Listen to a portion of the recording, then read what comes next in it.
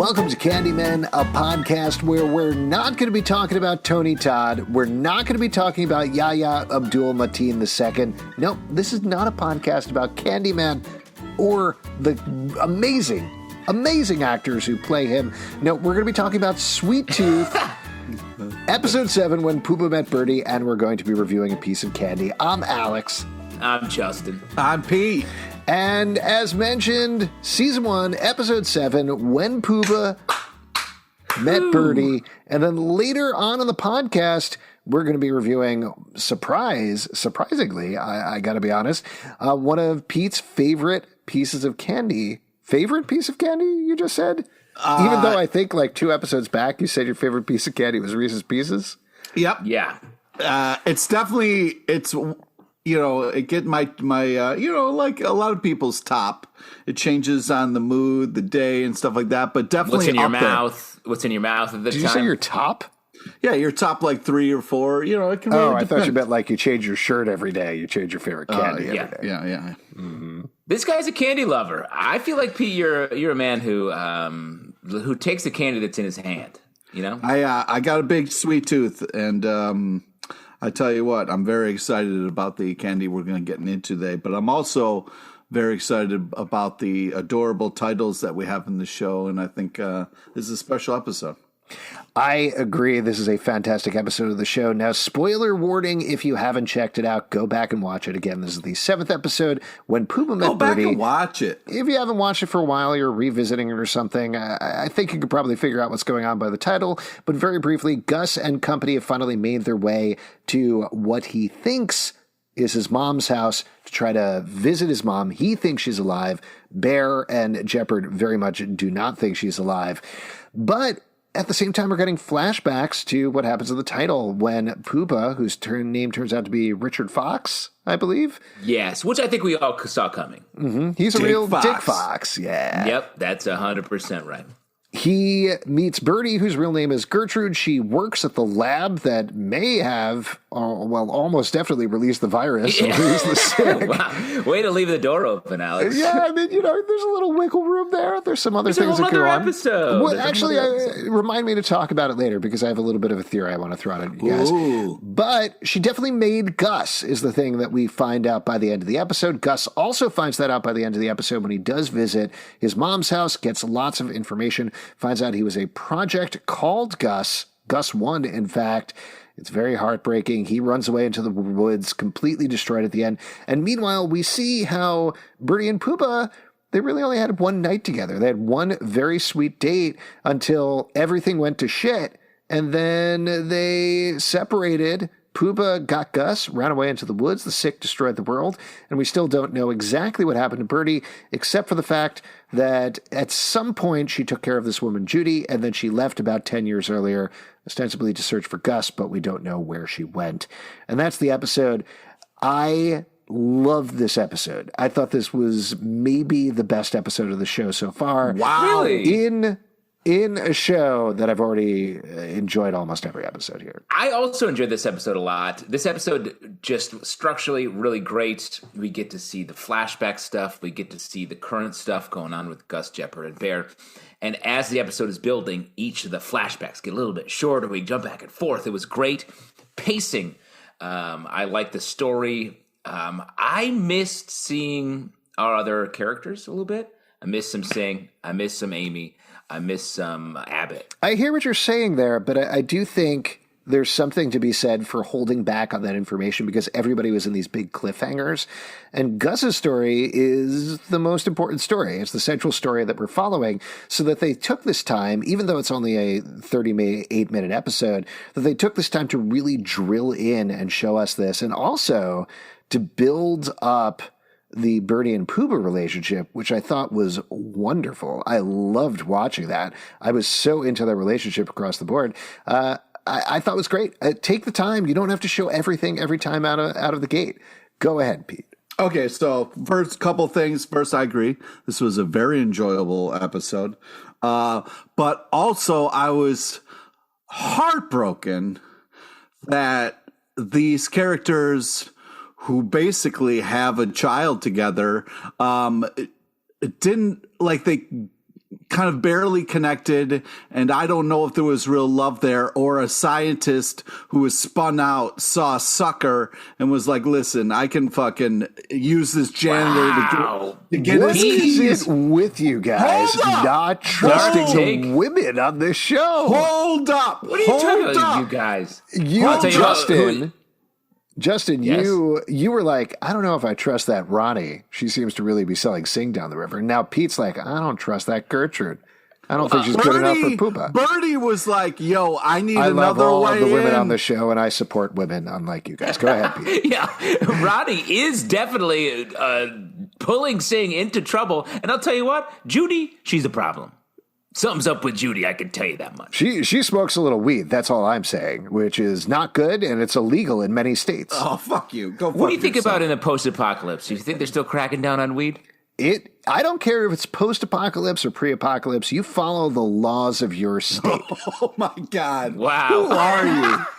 Fuck Thanks, you. Go thanks fuck Abbott's yourself. America. Mr. fucking clean living over here. You can go. Some of the laws are. I'm not even gonna get into this. Okay, No, get into it. But Rise I up. would like to say. I have never encountered a bad law ever. Oh my God. Ever. Go ahead.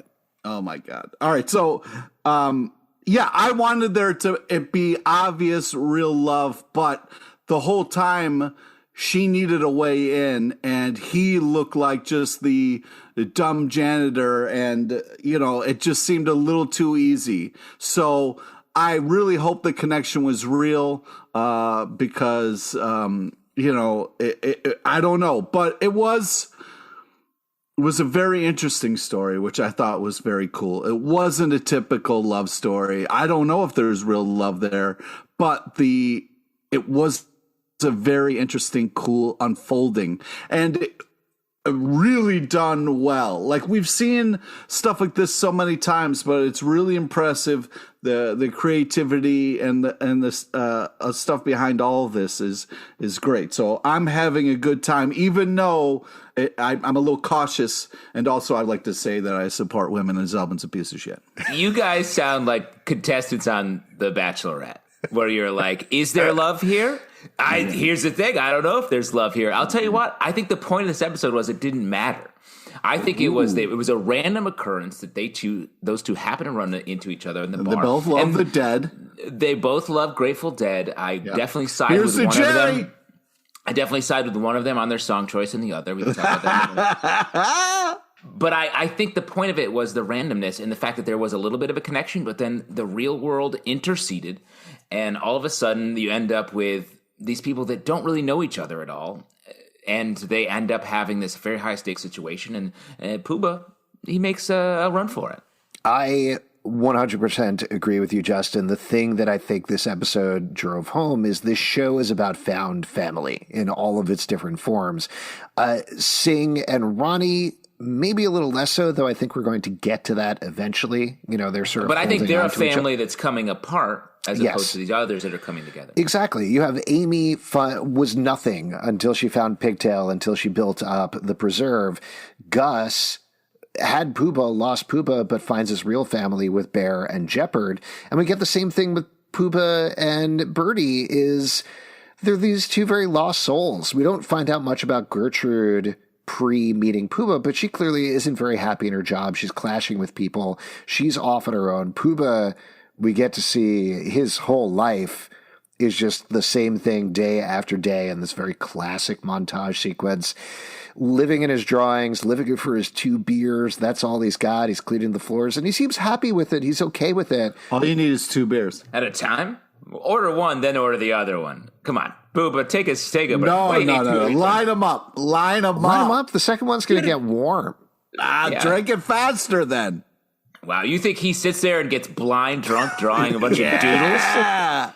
Another 10 beers for Pubba. And speaking of Pubba and Birdie, between Tuca and Birdie and Timon and Pumbaa, I'm a little lost here. It's too much of this. Mm-hmm. His name is Dick Fox, and her name is Gertrude. Wait, all I was going to say, though, is that they get in the same way, they find each other over the course of this night, and they do have a connection, and it doesn't matter whether it's a love connection or not. They clearly like each other. They're interested in each other. They have fun with each other. It's very sweet. It's very interesting. It doesn't exactly become romantic because they never get to seal it with a kiss or anything like that, but it doesn't matter. They find each other, and they find this connection with each other. That's all. Seal it with a kiss. Okay, Disney princesses over here. What are you guys? They just like each other a little bit. He's got to lead it in Kissel. I'll tell you what, this is not the first podcast where I've seen you lean hard into a Sebastian from The Little Mermaid impression. Tell you what, that was like half Sebastian, half whatever the candelabra's name is. Lumiere. Yeah. Wow. Lubastian. Okay. Don't try to back off of your Disney knowledge at this point because you're in too deep. I mean, whatever the candelabra is, Lumiere. So, Pete, do you believe in true like? What were you about to say? Well, yeah. So what I was going to say is it's a lot to ask somebody to raise their child when you're meeting for a first date. There was a lot of cute moments between them, and then also like the thing where she was like makes a joke about a date, and then he literally stops in his tracks and is like, "This is a date." That was very enjoyable. That was the one part of the episode I didn't like. What? Wow. Yeah. Because it was a little bit writerly. It was a little bit fake. Yes. Yeah. Well, no, first off, Zelman, go fuck yourself, because he was doing his thing, drinking and drawing, which a lot of people do. It's a very enjoyable pastime. And she like busts up in his fucking grill and is like, "Hey, I like Dead too. Hey, let's hang out," and he's just trying to the episode. Yes.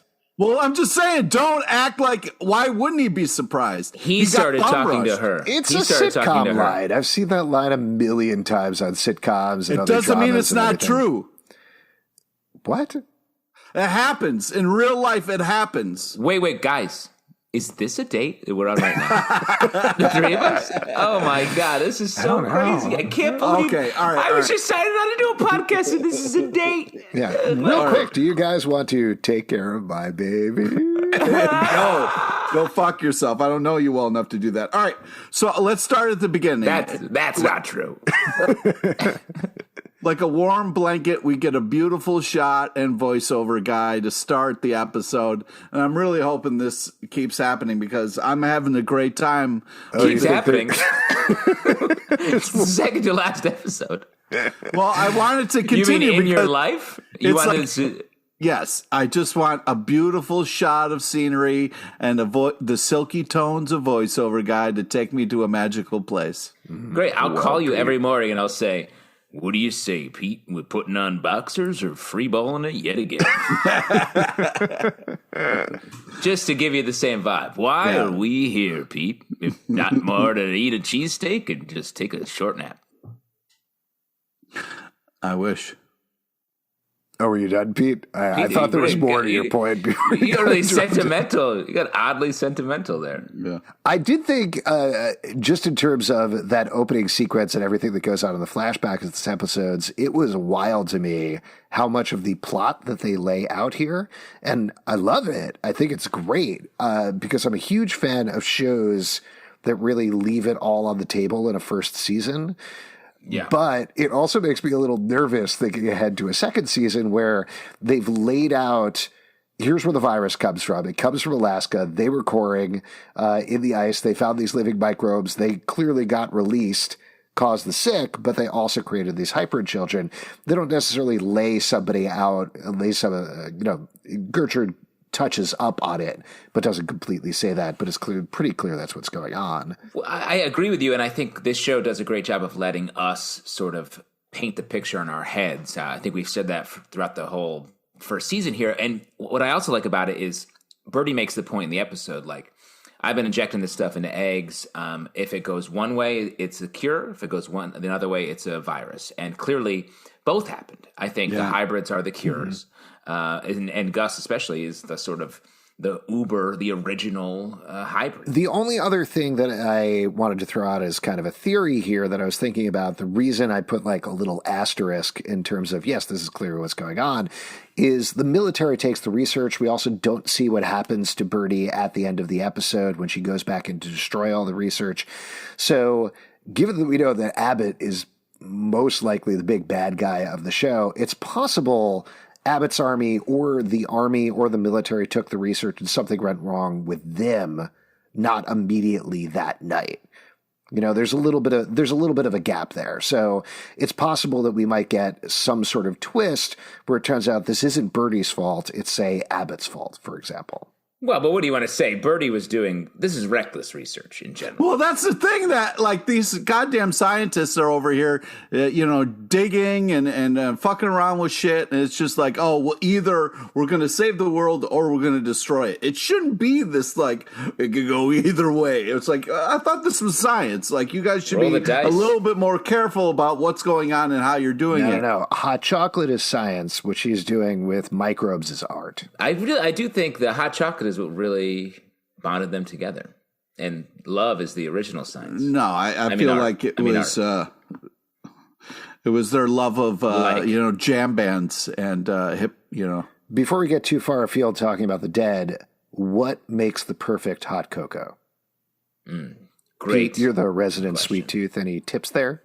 Well, first off, it's got to be fucking delicious, and you got to have many little marshmallows in there. You know, the hot chocolate's got to hit, and then you got to get them with the little mini marshmallows floating in there.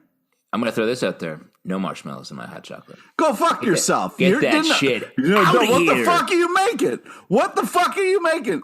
It's not called hot marshmallow mess. It's called hot chocolate. You're going to make hot chocolate and just go straight hot chocolate, no marshmallows? That's Pete, garbage. let me ask you this. That's you're garbage. Losing your mind right now and really blowing out the audio. But the marshmallows and... I'm sorry. We've been drinking all day and doing podcasts all day, so I'm a little fired up. So we've been having a good time. 3-person festival. That's what the dead does, Deadheads. right? Yeah, 100%. Marshmallows and whipped cream? No. Or one or the other? No whipped cream. Who's putting marshmallows and whipped cream? That person I don't know. Is pure this guy's decadence. crazy. Some sort of bacchanalian psychopath doing... I'm going whipped cream, if anything. What? Put your marshmallows in your backpack and take them camping. Get them out of my hot chocolate. I just don't like marshmallows. You guys shouldn't be allowed to raise children. My kids love marshmallows. They can have as many marshmallows as they want. They can have my marshmallows because marshmallows are gross. Agreed. They're not good. What? It's like someone took some What are sugar you going to put in your s'mores, you assholes? No, that's fine. I'll put marshmallows in my s'mores, but at that point they're melted down. Don't say they're gross and then be like, oh, but I love it and this is thing. That you got to burn them to a crisp. That's a different taste sensation. No, when you have a don't marshmallow, like, is it cornstarch that's on the outside of it? I don't know, fuck man. knows? Whatever it is, like the powder on the outside, I don't know why this happens. It must be some genetic thing. It makes my teeth ache and my skin crawl. Like there's something just... Your skin crawl? Seriously. Like I get physically, I'm literally getting physically uncomfortable thinking about cornstarch right now. The most horrifying horror movie you can think of is Ghostbusters. What did you think of, Ray? What did you do? No, it can't be. What did you do, Ray? That's a menace we as a people have been running from, the marshmallow. Throw them away. When I'm sitting around a campfire, I don't want some more. I just want a little chocolate right in my hand. I don't need a stick. Get that shit out of here. One thing I really liked about the flashback scenes was allowing Will Forte to be a little Will Forte. Yeah. I thought that was pretty great. He went hard. He did. The story about always wanting to be a leaf, very funny. Oh my God. It was so great. And just the choice, though, to let him be a charming dude, particularly because we've seen him as a crazy man in the woods who we've now spent 6+ episodes learning that he has been lying to Gus the entire time about almost everything and coming up with crazy stories. The implication there would be potentially that in the past he's nuts. But we actually find out that he is a pretty normal guy. He's funny. He's charming. He has some weird quirks to him, but nothing that's going to drive Gertrude away. And that's a smart, strong choice. And what I like about this sort of hitting on some overarching themes for the series are like, when you learn more about your parents, you realize they're just normal people who screw up and are weird and don't know what they're doing. When at the beginning of the show, Pubba was this great, like artist. He's like telling him all these stories, explaining the world. He was Gus's whole world. And then we find out it was an absolute random occurrence that he ends up with this kid, which is true for most parents and children in general. Let's talk about the present stuff where with Gus and Bear and Jepperd, because we haven't really touched on that much. I thought this storyline was really well done too. I like Gus almost taking charge with Jepperd and Bear and them being the very tentative kids and him stepping up and being more proactive about everything. I thought the way they rolled out the information was good, and just the acting from all three of them was so strong, particularly Bear and Jepperd, how heartbroken they are the entire time that they need to share this information to Gus, this special, wonderful boy, and they have to do it, but they don't want to do it. Well, what I also like about this is they've said all the time, like, Gus just oozes hope. And in this episode, he's like, look, we're almost there. And they're like, we got to tell him. But then they're like, he's like, there's smoke coming out of the chimney. And they're like, oh, maybe he's so hopeful. Maybe he's right. And then they get to the house and it's like, there's someone here. It's not her. And they're like, God, he knew this person was going to be here. They get a key. They go to the attic. And they're like, this kid is crushing it. We can't ruin this. So, like, I just love the way they believe in him. Despite the fact that he's a kid who doesn't know anything about anything, they really believe in his instincts and his just spirit, I guess. Yeah, I mean, it's impressive how well Gus can move these people who are very kind of like stuck in their beliefs. It's very heartwarming, especially in this kind of post-apocalyptic, insane world. But also, like, I love the moment with Jepperd and Bear, and he was like, was anything that you said true? And she's like, I hate adults. I thought that was a really funny line and kind of great moment, yeah. I did want to mention the geography of this episode, which I was really struck by, the way that they laid out where everything was in both timelines. The fact that they cut from them being at Sal's bar, is that what it is? Yeah. Where they exit and Birdie says, oh, I just live a couple of blocks from here. So when they pull up on Sal's bar 10 years later, all dilapidated, and you see the smoke, you know how far away that is without actually having to see it. Again, I know we were hitting the same thing over and over, but it's great writing, but it's also really good direction just in terms of laying out the scene and giving you these visual cues of where everything is in the world, which I thought was really nice. I agree with that. Now, what do you guys think about Judy? I'm very suspicious of Judy. I think Judy's like a watchdog. Yeah, I don't trust Judy. I mean, when Judy was like, you can have this key to the attic, and then gave this like creepy ass look, I was worried the whole time they were in the attic, Judy was going to call the last men. So yeah, I don't trust Judy at all. Also, like, I didn't think, I feel like she could have been a little bit nicer to Gus and the gang in the beginning, but Judy's been through a lot, so I shouldn't judge. We didn't see her. Judge Judy? Do you want to judge Judy or not judge Judy? I don't want to judge Judy. You know what I mean? We didn't see her in the scene where Birdie was freaking out about the changes in the lab, right? Like the first time she was see there. Her. Was she in the past timeline? Yeah, she was. Oh, okay. All right. Maybe I'm less suspicious of her then, because I was concerned about the fact that we didn't see her anywhere there, but if we did, I feel like that does connect it. And it's more, she's probably just been living by herself for 10 years in somebody else's house. Makes you weird. Oh, that's the dream. But I don't know. I just feel like she's... Wait, which part is the dream? Living alone by yourself for 10 years or in somebody else's house? In somebody else's house for 10 years. You know what I mean? Squatters' rights, bro. Why don't we should switch houses? All right. Yeah, I'd love to fuck up your guys' shit. Classic house swap, the sexiest thing three men could do. Oh my God, what is happening? We should raise a kid like this. We should find a kid, sort of 3 men and a baby style. I'm just worried about what you guys are doing because your rights and wrongs and how you make hot chocolate is so off. I can't imagine what you're telling your children. Just stuff about hot cocoa. That's pretty much it. Oh man, what else do you have to teach kids? I got touche. I think we hit on almost the same thing every episode, but what do you think was going on in the scene where Gus is running through the woods and a bunch of deer come out and start running with him? I think it's sort of a storytelling device. I don't think he has any sort of magic deer powers. Aw, really?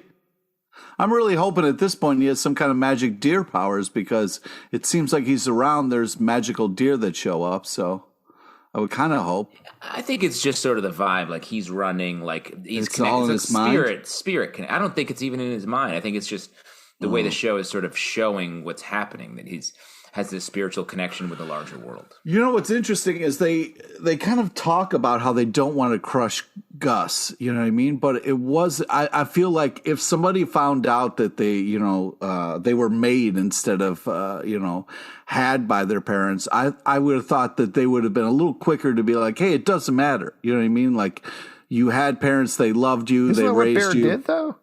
It was like back burner. Like I was hoping he would have led with that. You know what I mean? So I was just worried because Gus ran away, and I heard Justin being like, "I'm worried because like in the comic he spends a lot of time alone," and then I was like, "Oh man, this is not a good time to be alone, Gus." So Yeah, there's one more episode in the season. I think they'll get back together They'll pretty tie quickly. it all up. maybe the tie it last all up. app is just him walking around the woods and trying to figure out his deer powers. Eating little pieces of grass and stuff. Yeah, that'll be fun. I'm looking forward to checking that out. Before we move Crazy. on here, any other notes or moments in the episode that either of you wanted to call out? Friend of the Devil versus Ripple. What do you guys say? If you're talking dead, I'm not a huge Deadhead guy, but these songs are the big songs. Yeah, I'm a big Deadhead, and I know both of those songs, and I'm going to choose the first one. Yeah, I'm more of a Bahish guy than I'm a Deadhead. So A Bahish? yeah, fish. Oh, fish. Nice. You know, real fish heads call it Bahish. That's 100% true. Can you answer, this is something I've wondered about for a long time. Does Fish have multiple songs or just one long song that never stops? Ah, exactly. That's not a good thing, technically. You figure it out. Or is it a great Do thing? we do many podcasts or do we just do one long podcast? Exactly. Figure it out. Got to give it up to Friend of the Devil. You figure Friend it of the out. Devil's the song there. Come on, guys. I don't know what you're talking about, but good for you. Pete, any other moments from the episode you wanted to call out? Yes. No. And yes. Nope, I've said it all. I did really like the, Big Man being like, this is how most horror films start. That might be something that's used a lot in the media because Salvin likes to point that out if that happens. But I still think it was well done. Okay. Yeah, I'm just Hey, take scrolling through your the notes here. I really like Baby Gus. I thought seeing Baby Gus again was very nice. That is a You're cute baby crazy. We should get a baby, the three of us. That'd be good. Yeah.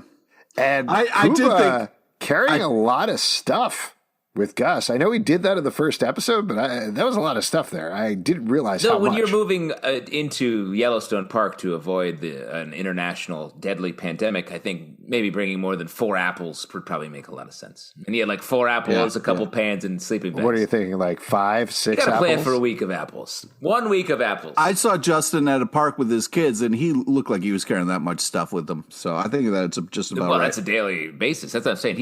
Was he going for a day hike, or was he trying to set down roots? Yeah, I don't want to harp on this too much, but if you're only bringing 6 apples, that doctor's going to sneak in on the 7th day right there. You know? Oh boy. I did think VO guy was a little harsh at the James end there, Brolin. where he was just like, yeah, he was a little bit like the truth hurts. I was like, ouch, VO guy. Like this, I don't know if this is the time What right did now. you think about the line where he's like, and Gus can go fuck himself? that was a lot. That was a lot. It was over the line. Why don't we move on with the candy review portion of the Yes, podcast? America's- As mentioned, we're going to be talking about the candy that Pete loves when he can't love the one he's with, Milky Way. That's what we're going to be doing. Now, I should mention, I went to the gas station on the corner. You can't get something. We ask you, can you get a Milky Way? You said yes. The fourth character on our podcast, the gas station. You go to this fucking artisan gas station that Yeah, I can't be know. real. Well, but they had salted caramel Milky Way. That's not a Milky Way. Because I felt bad about it, I also got a Milky Way fudge. Well, was the other great. thing You they got had. two things that aren't a Milky Way. They Way didn't to have be. regular Milky Ways. I didn't know what to do. All right, so why don't you pretend to eat a Milky Way and remember what it tastes like? Wow. You Why fucking don't bought you eat garbage. a memory? Eat a memory. First off, I want to just say that, like, yeah, you know what? Maybe Milky Way is a little shorter than the Three Musketeers, but that doesn't mean it's less. Okay, it doesn't have to be as big as the other candy Framing bars. this as you frame all things. It's just got to taste as good. short is better. I'm sorry. I don't mind a Milky Way, but I agree with Justin that Milky Way is a candy bar that's kind of like a lot of the candy bars that we've tried already. This is a Three Musketeers with a hat on. Go fuck yourself. No, this is better than a Three Musketeer because you got caramel. This is a light cloud of fluffy nougat with chocolate and caramel. This is all you want. What more do you want? This is like half a step away from a Snickers bar. Why don't we just go the way? Go the whole way. No, because sometimes you don't want the peanuts. It's like showing up to prom. I'm trying the Milky Way salted caramel, which has milk chocolate, creamy caramel, crunchy salt, and smooth nougat.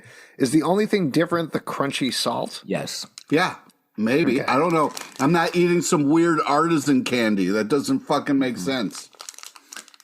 It's pretty good. Got like a light salt taste at the end, but that's it. This is every bite I take.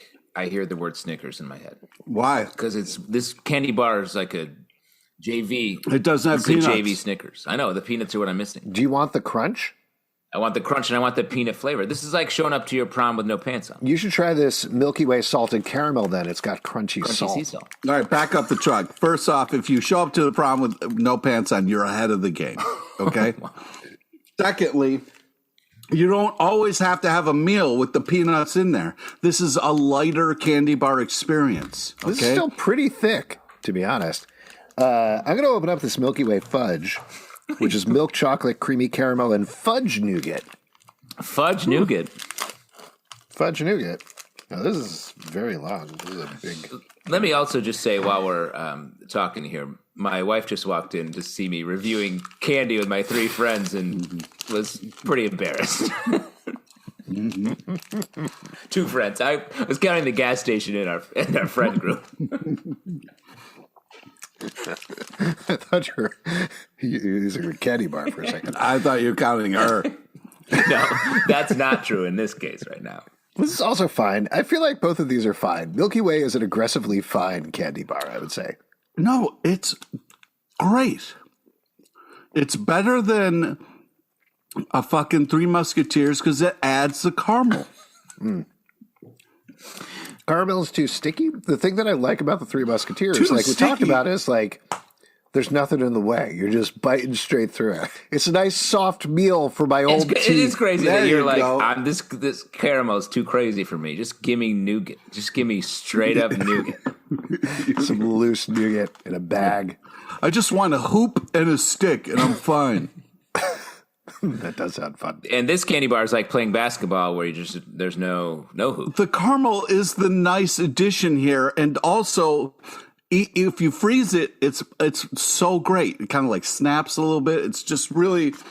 I don't understand what you guys want out of candy bars. It's a fucking candy bar, and this is a great use of nougat, caramel, and chocolate combined in a nice little smaller package that's like, hey, you know what? Here's a little treat. Your advice every podcast is, hey, freeze it. Throw it in the freezer. It's much better. So, yeah. Why do you like cold stuff? And also, nougat. Fucking Dr. Freeze. Nougat's like a marshmallow it's like a candy bar marshmallow. Dr. And we all Freeze? agree marshmallows are great. Were you trying to say Mr. Freeze? Mr. Freeze? Yeah. But I've gone to school and done research on my chocolate, so I'm doctor. Wow. I'm totally fine with this Milky Way fudge. I think you'd like this, Pete, because this is like a Milky Way that, to the point of our podcast, fell in some hot cocoa or something like that. There it is. Ooh. There it is. So, way to fucking brag at the end that you're eating a superior chocolate. Pete's heading up into the gas station to make his own connection. Yeah, his make-believe gas station that he goes to. If you want to support my trips to the gas station, patreon.com/comic book club. Also, we do a live show every Tuesday night at 7 p.m. to Crowdcast and YouTube. Come on by. We would love to chat with you about Sweet Tooth or Candy or whatever you want to talk about. iTunes, Android, Spotify, Stitcher, or the app of your choice to subscribe and listen to the show. At Comic Book Live on Twitter, comicbookclublive.com for this podcast and many more. Hearing you say that, it makes me wonder, is this a date? This is a date.